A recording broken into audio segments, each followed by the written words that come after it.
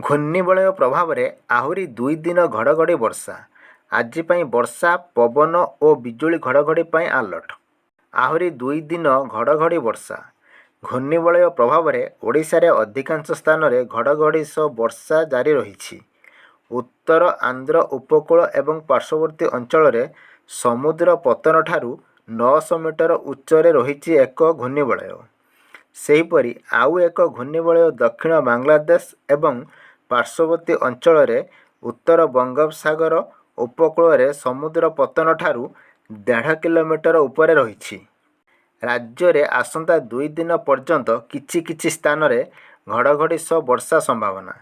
ସେବେଳେ ଆଜି ପାଇଁ ବର୍ଷା, ପବନ ଓ ବିଜୁଳି ଘଡ଼ଘଡ଼ି ପାଇଁ କଳାହାଣ୍ଡି, ରାୟଗଡ଼ା ଓ କୋରାପୁଟ ଜିଲ୍ଲାକୁ ୟେଲୋ ଆଲର୍ଟ ଜାରି ହୋଇଛି। ଅନ୍ୟପଟେ ବିଦାୟ ନେବ ମୌସୁମୀ। ରାଜ୍ୟରୁ ଫେରିଯିବ ଦକ୍ଷିଣ ପଶ୍ଚିମ ମୌସୁମୀ ବାୟୁ।